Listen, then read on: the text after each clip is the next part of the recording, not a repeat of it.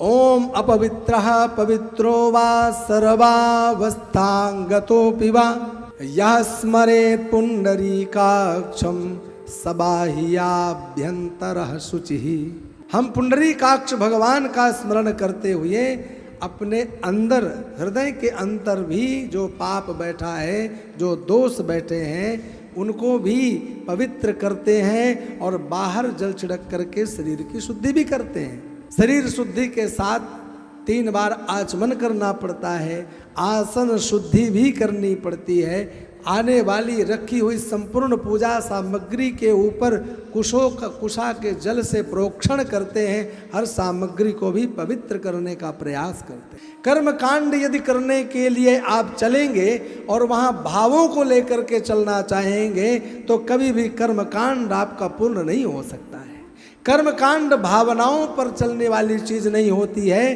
कर्मकांड आपके कर्मों पर डिपेंडेड होता है। आपके हाथ क्या कर रहे हैं, आपके पैर क्या कर रहे हैं, आपका मन किधर जा रहा है, उससे ज़्यादा फर्क नहीं पड़ता है। पर जब आपको आचार्य बोले कि आप श्रृंगी ले करके भगवान पर अभिषेक करते रहें, ध्यान रखें, जल की धारा टूटनी नहीं चाहिए, अपने इस कर्म पर आपको ध्यान रखना चाहिए।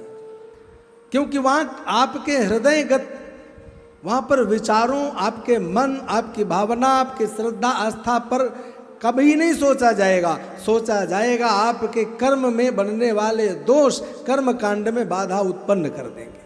और इसका सबसे बड़ा उदाहरण वही आचार्य होते हैं जो आचार्य रुद्राष्टाध्यायी का आपके सामने बैठकर पाठ करते हैं, वैदिक मंत्रों की ध्वनि अपने वाणी से करते हुए दिखाई देते हैं। क्या वह हृदय में भगवान शंकर का ध्यान करते रहते?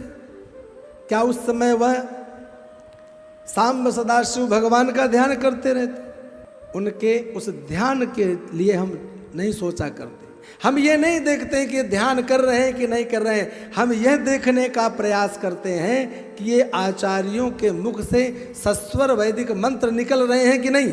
वहाँ पर स्वर की आवश्यकता है, वहाँ स्वर रूपी वैदिक मंत्रोच्चारण में प्रयुक्त होने वाले वाणी के द्वारा किए गए कर्म की आवश्यकता है, ना कि वहाँ पर आपकी भावनाओं की आवश्यकता है कि महाराज हम विचार कर लें, मन शुद्ध तो सब शुद्ध, भावना हमारी शुद्ध तो सब शुद्ध। कभी कभी लोग इतनी बड़ी मूर्खता कर बैठते हैं कि भगवान का पूजन करने जा रहे हैं और अगर उस पूजन में किसी भी प्रकार का कोई दोष बन गया, हमें मालूम पड़ जाए या किसी को मालूम पड़ जाए कि इस समय अशुद्धि काल चल रहा है, माताओं को भगवान का पूजन नहीं करना चाहिए।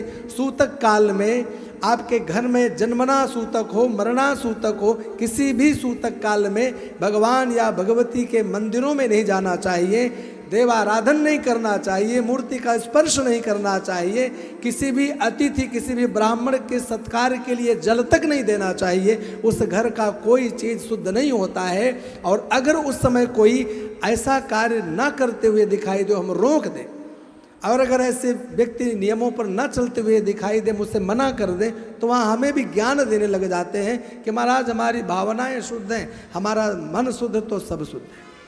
तुम्हारे ऐसा कह देने से शास्त्र अपने नियम बदल देंगे। वेदव्यास जी महाराज धरती पे उतर के आएंगे, फिर वो कर्म कांड के लिखे हुए उस यजुर्वेद के संपूर्ण मंत्रों का अर्थ बदलेंगे।